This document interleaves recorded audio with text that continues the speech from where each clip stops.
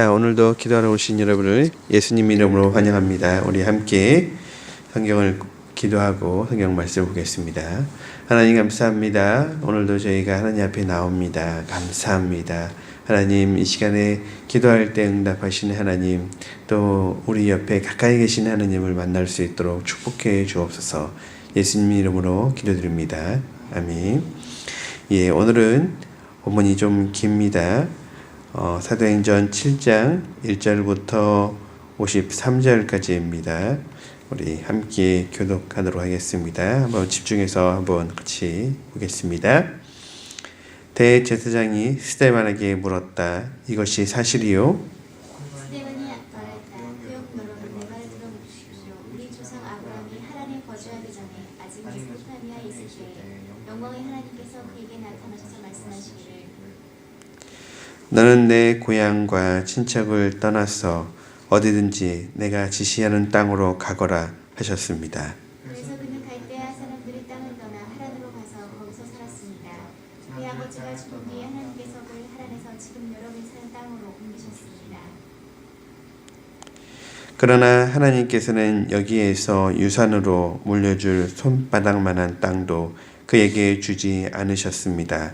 아브라함에게 자식이 없는데도 하나님께서는 그와 그의 후손에게 이 땅을 소유로 주시겠다고 약속하셨습니다.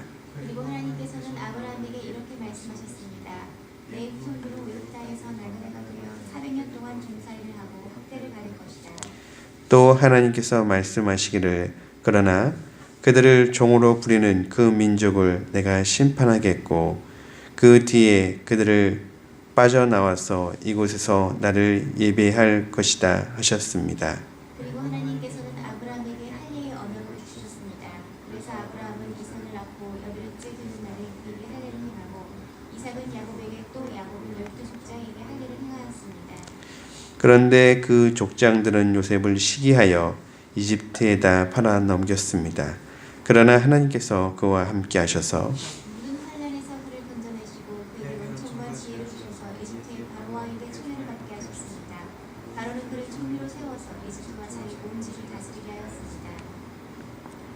그때 이집트와 가나안 온 지역에 흉년이 들어서 재난이 극심하였는데 우리 조상들은 먹을거리를 구할 수 없었습니다. 야곱이 이집트에 곡식이 있다는 소문을 듣고서 우리 조상들을 처음으로 거기로 보냈습니다.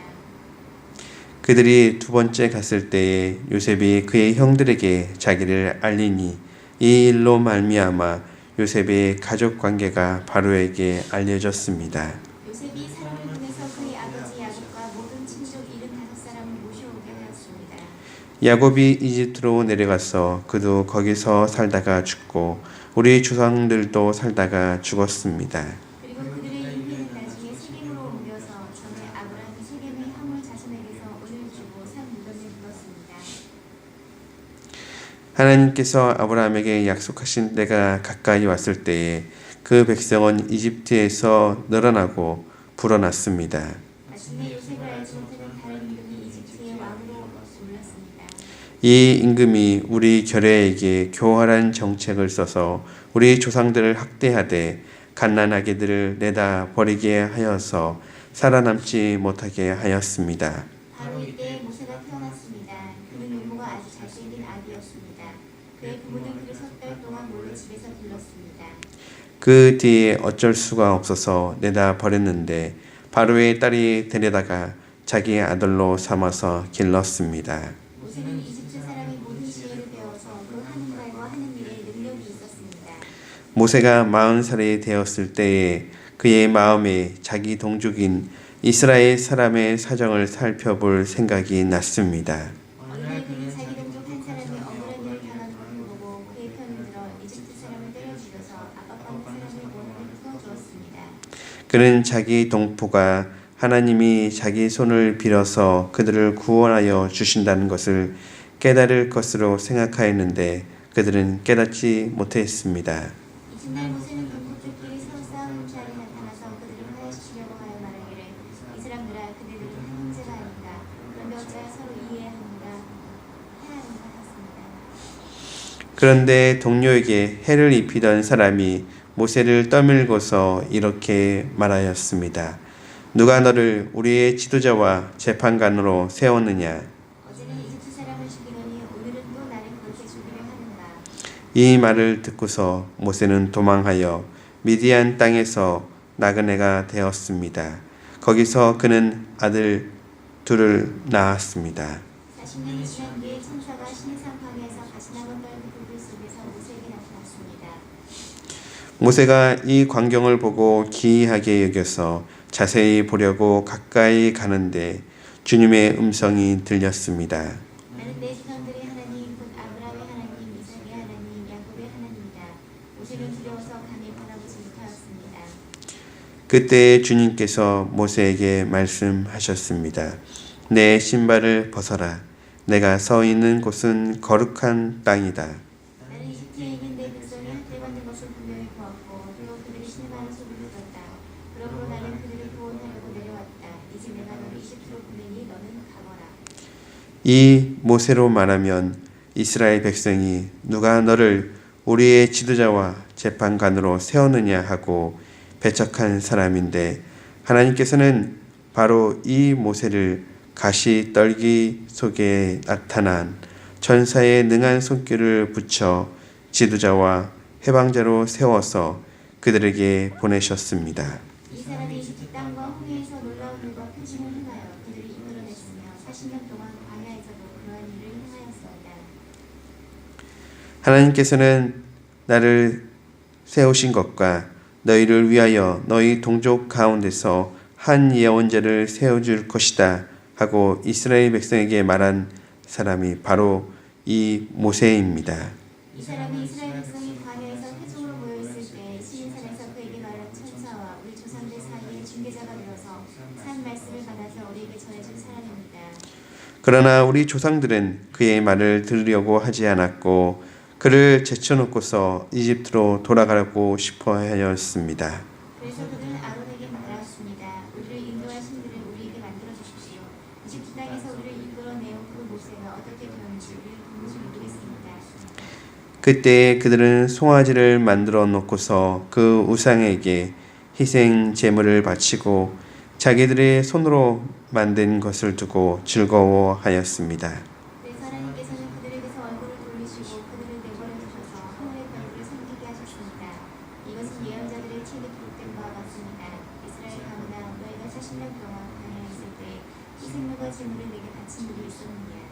너희는 몰렉 신의 장막과 레판 신의 별들을 받들었다. 그것들은 너희가 경비하려고 만든 형상들이 아니었더냐. 그러므로 나는 너희를 바벨론 저쪽으로 옮겨 버리겠다. 우리 조상들이 광야에 살 때 그들에게 증거의 장막이 있었습니다. 그것은 모세에게 말씀하신 분이 지시하신 대로 만든 것인데 모세가 그 모형을 따라 만들었습니다. 우리 조상들은 이 장막을 물려받아서 하나님께서 우리 조상들 앞에서 쫓아내신 이방 민족들의 땅을 차지할 때에 여호수아와 함께 그것을 그 땅에 가지고 들어왔고 다윗 시대까지 물려주었습니다. 다윗은 하나님의 은총을 입은 사람이므로 야곱의 집안을 위하여 하나님의 거처를 마련하게 해달라고 간구하였습니다. 그러나 야곱의 집안을 위하여 집을 지은 사람은 솔로몬이었습니다. 그런데 지극히 높으신 주께서는 사람의 손으로 지은 건물 안에 거하지 않으십니다. 그것은 예언자가 말하기를 주님께서 말씀하신다. 나는 하늘은 나의 보좌요 땅은 나의 발판이다. 너희가 나를 위하여 어떤 집을 지어 주겠으며 내가 쉴 만한 곳이 어디냐. 이 모든 것이 다 내 손으로 만든 것이 아니냐 한 것과 같습니다. 51절 목이 굳고 마음과 귀에 할례를 받지 못하는 사람들이여 당신들은 언제나 성령을 거역하고 있습니다. 당신의 조상들이 한 그대로 당신들도 하고 있습니다. 당신들의 조상들이 박해하지 않은 예언자가 한 사람이라도 있었습니다. 그들은 의인이 올 것을 예언한 사람들을 죽였고 이제 당신들은 그 의인을 배반하고 죽였습니다. 당신들은 천사들이 전하여 준 율법을 받기만 하고 지키지는 않았습니다. 아멘.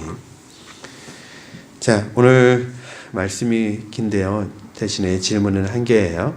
질문은 스데반의 이 설교, 긴 설교를 통해서 우리가 배울 것이 무엇인지 한번 찾아보는 거예요. 스데반은 두 가지 제목으로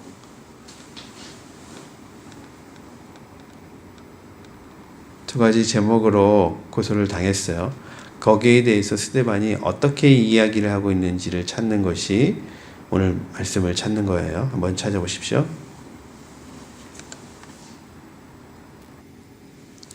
자, 한번 보셨습니까? 자, 스데반의 설교를 요약한다면 어떻게 요약할 수가 있을까요?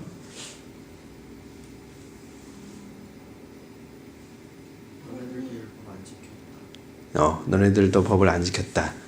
네. 또요? 그러면은 너네들도 법을 안 지켰다라고 얘기하면 나도 법을 안 지키는 이유가 너네들도 법을 안 지켰기 때문이다. 이런 건가요?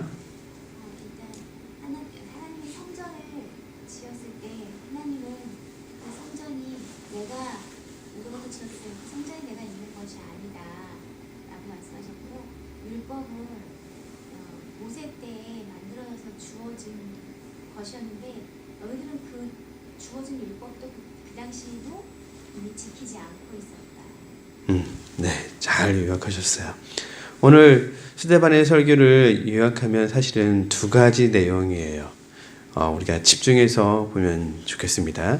먼저 스데반의 첫 번째 설교 내용은 성전에 대한 거예요. 스데반이 무엇으로 고소를 당했죠? 예, 성전을 파괴할 자의 메시지를 전하고 있다라는 고소였어요. 성전은 이스라엘 백성에게 어떤 의미였냐면, 성전이 있으면 이스라엘 백성을 하나님이 보호해 주신다. 성전이 파괴되면 하나님이 그들을 버렸다라는 개념이 강했어요. 그래서 그들에게 성전은 엄청 중요했죠. 하지만 스데반의 설교는 이스라엘 역사를 쭉 이야기하는 거예요. 그러면서 이렇게 이야기를 하고 있어요. 언제 하나님이 성전이 있을 때 우리와 함께 해주셨느냐? 언제 하나님께서 우리에게 예루살렘 땅이 중요하다고 얘기를 하셨느냐? 언제 하나님이 이 성전에서 예배 드릴 때만 하나님이 우리를 만나 주셨느냐? 한번 역사를 보자. 이 얘기예요.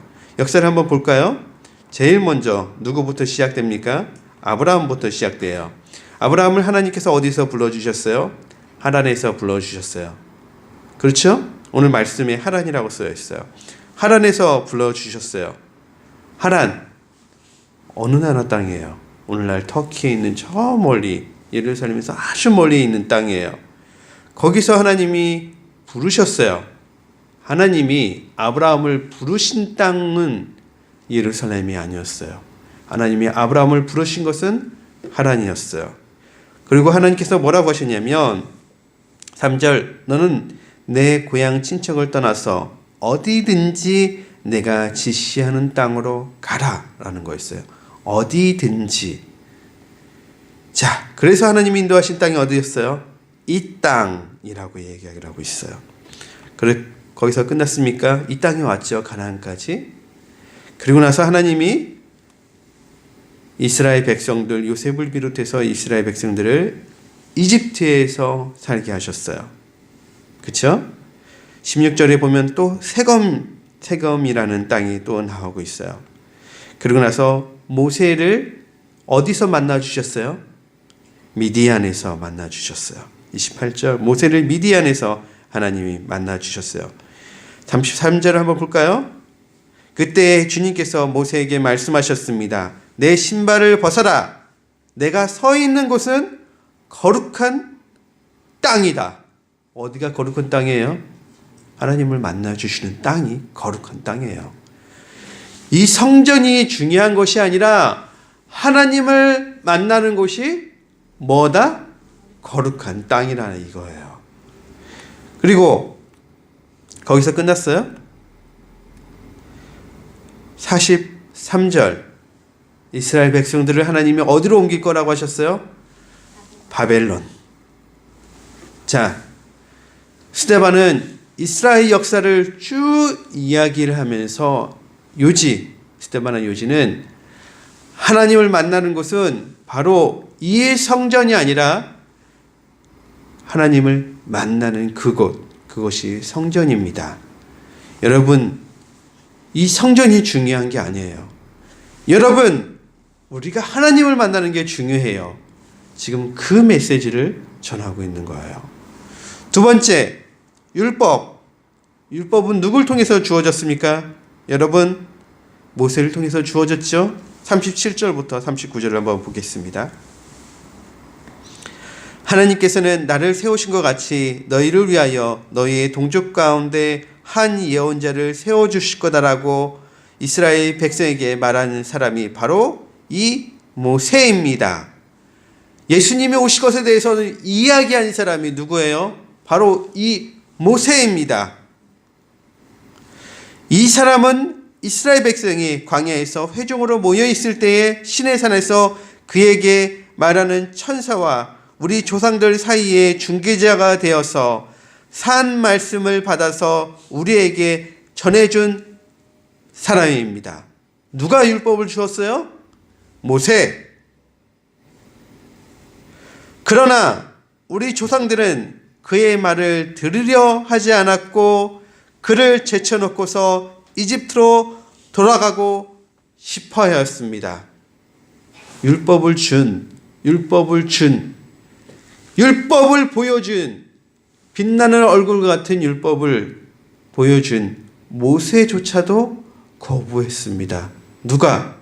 여러분의 조상들이. 제가 율법을 거부하고 있다고요? 여러분 조상들이 다 그랬어요.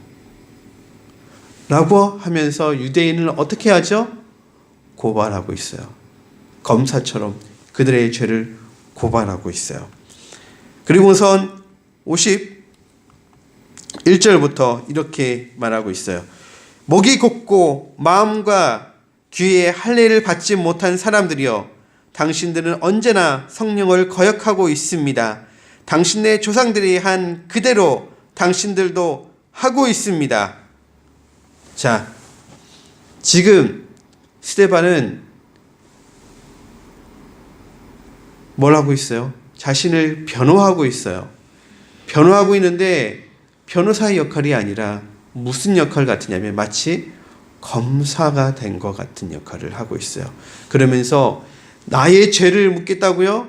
여러분 잘 생각해 보세요. 이 성전, 이곳이 그렇게 중요해요? 아니에요. 이 성전이 없을 때도 하나님은 우리를 만나 주셨어요.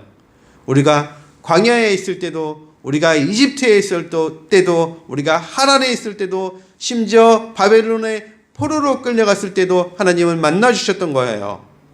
율법을 어겼다고요? 여러분, 우리 가운데 율법을 지키는 사람이 누가 있어요? 이렇게 이야기를 하고 있어요. 율법의 완성은 예수예요 라고 하면서 이 스데반을 통해서 우리가 오늘 배울 수 있는 게 뭐죠, 여러분? 그러면은 스데반을 통해서 우리가 배울 수 있는 것은 우리 누구도 율법을 잘 지키고 있다, 율법으로 의롭게 될 수는 없다라는 거예요. 그러면서 우리가 진정으로 하나님 앞에 설 수 있는 건 뭐예요? 어느 장소가 아니라, 어느 성물이 아니라, 어느 거룩한 곳이 아니라 내가 하나님을 만나는 것, 그것이 중요하다. 하나님 만나는 것보다 더 중요한 것이 없다. 지금 당신들은 예수님을 만나셔야 됩니다. 이것이 스데반의 메시지예요. 우리에게 주시는 메시지도 똑같죠. 우리가 어느 곳은 거룩한 곳이고 어느 곳은 대단하다는 것이고 어느 것은 꼭 지켜야 된다. 다 맞는 말이죠. 하지만 정말 중요한 것은 오늘 내가 하나님을 만나고 있느냐, 내가 하나님의 음성을 듣고 있느냐, 그 음성대로 살고 있느냐, 이렇게 나 자신을 돌아보는 것이 제일 중요합니다. 기도하겠습니다. 하나님, 오늘 하루를 살면서 하나님과 동행하게 해 주시옵소서. 하나님의 음성을 듣고 하나님의 음성대로 실천하면서 사는 하루가 되게 해 주시옵소서. 예수님 이름으로 기도드립니다. 아멘.